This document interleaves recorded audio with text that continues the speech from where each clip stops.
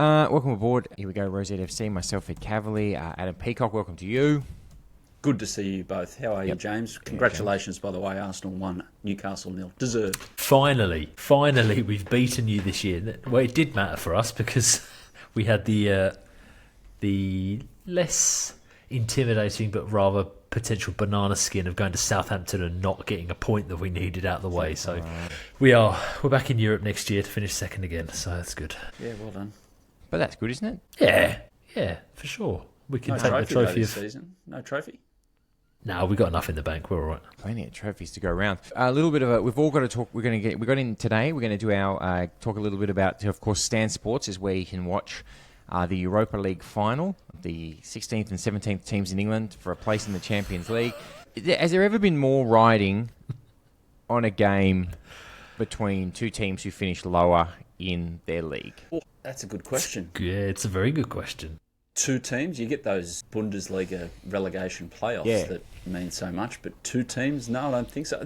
James, mistake me if I'm wrong, but Villarreal was skirting with relegation, or flirting with relegation, maybe even wearing skirts at the same time a few years ago, weren't they? When they went on a Europa League run, they were near enough there. When won it, I think One they of the did years. the classic. We're all about the club. We're all about the cups this season, and then toss the league off. I don't really remember, certainly from not an English perspective. Like I remember teams that have competed in Europe who have then been. I mean, like Wigan, for example. Wigan competed in Europe, having been relegated. I think. Yes, and I think Birmingham may have done something similar after beating Arsenal in the League Cup final. They qualified for the Europa League, and can't remember if they got relegated or not. But yeah, I mean, I was talking to someone about this earlier. I know Ange had one of his little rants the other day about, it's only an issue because it's Tottenham. No, it's not. Tottenham aren't that big a club. And he's just sick of him. He's just sick of the negativity. But from what I can, Adam, you know him better than I, but like he just sounds like he's sick of the negativity, he's sick of the questions. He's like, I just can't be bothered anymore, guys. I can't be bothered anymore. This is nonsense. I get it. Yeah, he hasn't been able to convince them, and he got this way with the Socceroos. He had a really clear idea of how to play, and how he wanted it to look, and how he wanted to take it forward. And you need to go through a bit of pain to have what's the Dolly Parton quote that I got told by rugby league great James Graham the other day? David Brent, if you want the rainbow, you got to put up with the rain. Yep, exactly. There is a brilliant David Brent quote, which I'm not going to say. It's Dolly Parton. It wasn't David Brent. Really, hang on, let's get to this, because if James Graham's quoting Dolly Parton, this is really good news. Which one did he go with? He went with Dolly Parton. Do you know what it was? The Rain and the Rainbow. Yeah, if you want the rainbow, you've got to put up with the rain. Oh. Yeah. Well, for Ange, it's pissed down all year, basically. So it really has. I don't know. I still get the feeling that everything's on the table, Ed and James, I think, out of this final. If he wins, he could just go, thanks, see ya. Oh, I think he will. He could keep his job. If he loses, he could keep his job. If he loses, they could go see you later. So everything, all four are on the table in equal measure. Now, obviously, I have the cards on the table, not as if they're any secret. I am an Arsenal fan, and I don't really care about Tottenham. Truth be told, I don't care about either of these two clubs in the Europa League final. I dislike both of them. Manchester United, because I went to school with so many people who didn't even know where Manchester was, but they supported Manchester United because they were winning everything. Yep. And there'd be a lot of people of my age who would have experienced the same thing. But with Tottenham, I cannot see how he keeps his job if they don't win it. I'm saying I don't think he wants it. I think he's finished with it, and this is him saying, "Look, I'll win or I won't," but I don't think he wants it. There's 8 million reasons this season he'd want to keep it. But doesn't he have? All right, but won't he wander into because I reckon he'll get. So I was looking at international football yesterday and going, right, who needs someone to come in and save them for the World Cup? And what about America, the USA? Pochettino's been an absolute disaster. What if some Ange ball for a home World Cup for the USA? You wouldn't want to go anywhere near that. Why? To be honest, I think hindsight's a beautiful thing. The worst decision Tottenham Hotspur ever made was sacking Maurizio Pochettino. Yeah. Given what he did for me, I think most Tottenham fans would say that as well. Yeah, everyone gets a bit short-sighted and irritable when results aren't going their way, but had they stuck with him, they would have been in a much better position than, with all due respect, the absolute ridiculously bad season they have had in the Premier League. They've lost 20 games or something ridiculous this season. Like, he's taken them backwards in that regard, and there's no denying that. They don't, because they say about they play good football. They don't play good football. You can't play good football if you're 17th or 16th in the Premier League. I don't believe that personally anyway. I would say a quarter of those losses are due to the fact that they have actually tapped out of the league. But you're right, like it's not an acceptable Premier League by Spurs' standards by any stretch of the imagination, but there are mitigating circumstances to that particular record. And interestingly, Mikel Arteta got up in front of the crowd after the Arsenal last home game of the year, the win over Newcastle, and said other teams have one or two injuries and they finished 16th or 17th and we had to put up with what we did. It's like, mate. Wow. Spurs had more than one or two injuries at once. They had 10 players out at once. But he's such a whinger, Arteta. God, he's the worst. He's such a whinger. He's a cult. He's the leader of a cult. He thinks he's not. Awful. He is. He just thinks he should win because why? So intent on making that football great, which he has. Again, I'm not saying he should wear a red hat with some white writing on it. But Oh, now we're talking. he has made that football club as strong or near enough as strong as it once was 20 years ago. But, man, some of the stuff he comes out with is mildly entertaining. But people buy it. It's a PR game as much as anything else, right? But it for is, of whose course benefit? It is. For the Arsenal fans, because there's a shit ton of them. Yeah. They're massive around, whether people like it or not. And I'm not really on Twitter anymore, so I kind of take myself away from it because it just gets... There's just so many shit takes on that platform that I just lost. I finally gave up after about 15 years of it being around. I was like, oh, I can't do this anymore. Sad. He's playing to millions and millions of fans around the world who can't separate Arsenal from reality.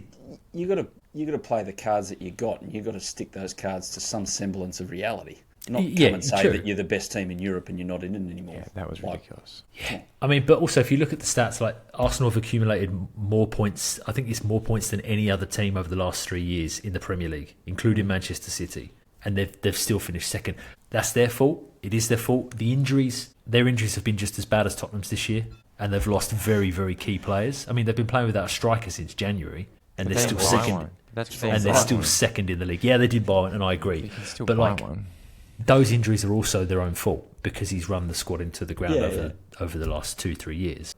Ed, isn't it the great trade-off for a fan that doesn't just fall short and like they fall back on? You look at the 3 years, no one's had more points. If we were in the league last year with this, we would have won last year. We would have won this year because we had more points. Yeah, it's real trumpet of Patriots vote counting kind of action. It's real, but it's Sue Ellen's an Arsenal fan. You've got your numbers, I've got mine. It's real. It's one of the weirdest things I've heard anyone say. We've got the most points over 3 years. I'm like, is it a 3-year competition? No, but you know what I mean. He's looking at averaging. He's looking at a period of time. You know who you sound like? You sound like Cosima in season 1 of Australian Idol. Yeah, and that's not what you want. Just be aware of that. He wasn't even in the country for that. No, you need to look it up. You need to learn your history, Australian history. So that wasn't on the citizenship test. Well, so polyps. She reckons she had polyps, but we still don't know what actually happened. We still don't know what happened. We still don't know. So let's go around the room and say who we think wins, Tottenham or Man U. I saw the other day that Dejan Kulusevski's out injured, isn't he, now for the rest of the season? Go on. Madison's out injured. You know what, Adam, I'm fairly sure that Manchester United are the only team in Europe that haven't lost this season. And they have more big game players. So Ruben Amorim, and then he's going to apologise for winning the trophy and hanging it out there. I might quit. So I'm probably going to go Manchester United. Ratcliffe doesn't want it. That's Spurs. I think that it's going to be the weirdest, strangest game of all time, and I just want something. Come on, we just need something weird to happen so that Ange can keep his thing, because every posh English journalist who hates football has got the article written. Ange said he always wins something in his second season until he doesn't. Like, they've all got that going. They're all excited to press print, and I just want them all to have to go back and write something different. That's just all. That's the only reason I want. So what's the posh ones? Why is it not the commoners? Where's the commoners in this? They're equally as the commoners are equally as guilty. The commoners are not, but the posh ones do it from like their high horse. They're sort of they're very toffee schooled, educated high horse. They sort of talk down. Their football punditry is talking down. That's the ones that ship me. The guys who say things like, one of my classics, one of my all-time favourites was a guy had to go to a game in Monaco for the Champions League, and he got back and he was on one of the podcasts, and they go, Monaco, the Stade Louis II, and he goes, it's obviously architecturally not much, it was barely even, wasn't very full. And it's like,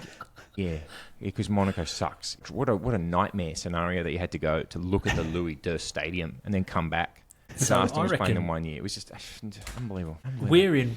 I think this is technically we're pushing nearly 30 episodes and then bonuses on top of that. Middle age. I reckon I've been trying to deduce who it is that has got. I got a league table. I'm happy to send it to you. I've got a running, can you? I've got Because a running can league you give table. us clues? Well, yeah. Is there a I hyphenated think I know name? who It's it pretty is. easy. There's a few of them that are real. Just the type of blokes who write articles about why does this club even exist. So they sort of swan in to some club that people love and then go to one game and then write a think piece about why does this club exist. Those are the guys that are normally top of the list. So, Ed, if you get Miguel Delaney on to shit-can the fact that Newcastle is owned by Which I Saudi love. Arabia, I am going to find this guy and get him on to talk about being posh Anytime. and writing about football. I'm here and I'm ready to go. So, but Delaney, I've just finished Delaney's. He won. Congratulations to him. He won Book of the Year, and I've Did he? just finished the audio book, and it's votes on very. Not the Saudis. I don't. Yeah, I'm saying I don't think they were there. So Sponsored let's by go. Aramco. Not at this point. Let's go to final. This is a great time of year for football because best. you get joy and misery every single day. Every single day, there's joy and misery. From the misery, so I've been looking for. You don't want to revel in people's misery, but this was a really good one. So this is did you see Ajax have absolutely fallen apart? My God! And this is really good. Look at Wout Weghorst. This is so they're all lining up. Yeah, so they're lining up at the end of the thing. Get out of it! And he just how good's that? Just an old school, a current affair, dodgy tradie camera shove. It goes out of focus. He shoves it, and then the cameraman tries to recoup. Oh. Where do we stand on camera shoving? I'm all for it. Yeah. Or, you know what it is? That reminded me, if it wasn't a camera shove, it would have been like a John Hopperwhite outside a courtroom. Careful. All right. Saying Not your on a mum. rugby league field. Yeah. They were like, John, where were you on that date? At your mum's house, I think he said last time I heard him outside Channel 9. Did he really? Yeah, he did, yeah. That's gone old school. Wonderful. Was that taken at the end of the game when they had to front up to the fans? So the obviously beaten 20. Yeah, but didn't get across the line, and so that's a beauty. This one is the I don't know where we put this one, but I think he's going to be okay. Thankfully, I've just been looking for it, but this is a story of the year so far. Footballer hospitalised after falling into sea while taking a selfie. So a Segunda Division player was taking a selfie. He fell into the sea, and then they got a ladder. They got a ladder out and rescued him. Now, apparently he's going to be fine, but James, if you could find some Spanish language, I'll send it to you, some Spanish language commentary on this. This would be amazing. Alex, we could do a special... I know Alex. I'm friends with Alex who wrote this article. So Are you? I can ask him. Yeah, All and right, do you know who is also a teammate of this guy? Who? Denny Genro, the Socceroos midfielder. Get out of it. Yeah, he's at Deportivo. At Deportivo, is he really? He's at Deportivo La Coruña, yeah. God, you're good. All right, so if you could chase that up for me. Apparently he's fine, but the two bits I like is he's taking a selfie and he fell into the sea, and then they used a ladder to get him out of there. That if you could find out with Alex from Question the details of the ladder rescue, that would really help me out. why a footballer lives in a port town and can't swim. Wow, but this is because we're Australians and we think everyone can swim. A lot of people can't swim. Yeah. Really? Could have been choppy. Could have been choppy. Could have been... doesn't describe the circumstances there. Could have been choppy harbour. I had a mate cold coast there as well. Head lifeguard at a pool, like one of those ocean pools they're called. Is it Adam in Sydney? Like those rock pool one thing? Yeah, he was head lifeguard there. And he said it is the hardest job in the world because it is just... tourists come, stand on the side, 1 foot in, 2nd foot in, can't swim. And so everyone, please learn to swim. He said it's the hardest job ever. I'm pretty sure if, I can't ride a bike, I don't get in a Peloton on a Saturday morning and take up all the coffee shops. You know what I mean? If you can't do it, why do you do it? I get it. I get it. But I don't think he meant to end up in the water. No, I don't That's think the he difference. just wanted to have a selfie. Luckily, they had a ladder. How long was this ladder? Who had it? These are the details I need. It's better than the woman at Yellowstone National Park last week who got gored by a bison as she tried to take a selfie with the bison. Deserved. You're taking a selfie with a bison. Well, that reminds me of one of the best films of all time is Grizzly Man. Have you ever seen Grizzly Man? No. Oh, God, help me. It's the best. So it's a Werner Herzog movie about a guy who thinks he's friends with a grizzly bear. And I don't want to spoil the ending, but it is really... I saw it at the cinema in Newtown with my mate Josh, who's an actor, and we were howling with laughter but it's not a comedy. It's a proper ending. It's just the greatest film. So the ending's a proper ending, if you know what I mean. Yeah, there won't be a sequel, but it is the best. So people go and see Grizzly Man. Talking of the end of seasons, it is best time of year. And looking around Europe, we've got leagues finishing probably last weekend, this weekend, for instance. It's done in Holland. Belgium's coming up to a fascinating conclusion with Union Saint-Gilloise. What's the money behind them? They've got some... Where's the money? Because they haven't won it since like 1840 or something. So what? There's some money... I'm thinking American hedge fund, I'm guessing. Do you know what? We're going to start a new game. Guess the money. Yeah. Follow the money. money trail. Yeah, the money trail. We'll call this the money trail. Yeah, this is good. This is a great game. And you know what? This could end up... Have you ever seen that documentary on Netflix? Is it Icarus? How they go down one path and the guy is basically trying to cheat his way in the amateur Tour de France, and then all of a sudden it uncovers the Russian doping scandal. He's talking about holes in walls in Sochi in the Winter Olympics. Yeah, okay, you keep going. I will go hedge fund based in the Cayman Islands. That's where I'm guessing. James, have you got a guess about Union Saint-Gilloise, who are leading Bruges ahead of the last day of the season in Belgium by 1 point? See, my instinct just says Middle Eastern somewhere, part of the Here we go. Saudi PIF. This is all in whatever language this is. Flemish. Yeah, that'll be Flemish. Oh my god. All right. Okay. So you guys are off. So Tony Bloom, the Brighton owner, is a part owner, and algorithm-based team. Yes. Melbourne Victory. Yep, there we go. So he's got a victory. So maybe victory going to come good for that. And Alex Muzio, you keep talking amongst yourselves because Alex Muzio is one of these dudes who's not as Googleable as you want him to be. So do you reckon we're going to get to a stage in, let's say, another 5 years where pretty much every big club will have... Because clubs have always had connections and feeder clubs, haven't they, right? But do you think we're going to get to a stage where so many clubs actually are part of a multi-club network? Be it maybe 2 clubs or 3 clubs? I agree, because of so much recruitment now is done with the help and aid of algorithms, databases, all those things. I don't know enough about it, and we obviously had Doug Cause on to tell us about recruitment and networks. I totally agree. All I can find is that Alex Muzio was formerly, quote, a figure within the gambling industry. Okay. So Shane Bloom, same background. Yeah. They'd do it as a mathematical equation about how to recruit players. They must. Their sporting director would be around that.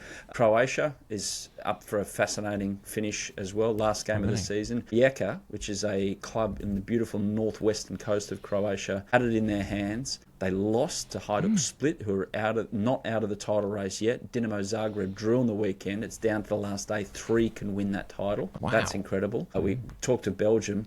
But the other big 4, like Germany, France, England, Spain, all done, which leaves one. And you know where I'm going here, Ed. No, ouch. And do you know why? I'll give you who is the player who is central, and he has a connection to our accent. Give it away. Who is the player who is central to keeping the Serie A race alive until the last day? I think I know who it is, but Ed, you are Mr. Italy on this podcast. It was bloody Pedro. Oh, wasn't it? The guy from... Oh, are you saying the Socceroos defender for Parma? Siccardi. Yeah, he had a great game.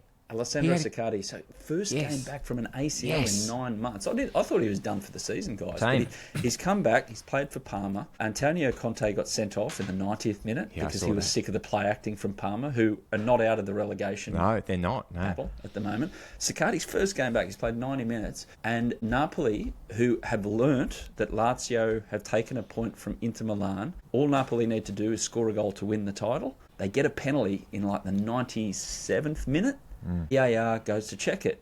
They're okay with the foul and they're okay with the referee's decision, but they've gone back a couple of plays in the lead up to the goal. Sandro Siccardi has been fouled. Oh my god! And they've overturned the VAR decision.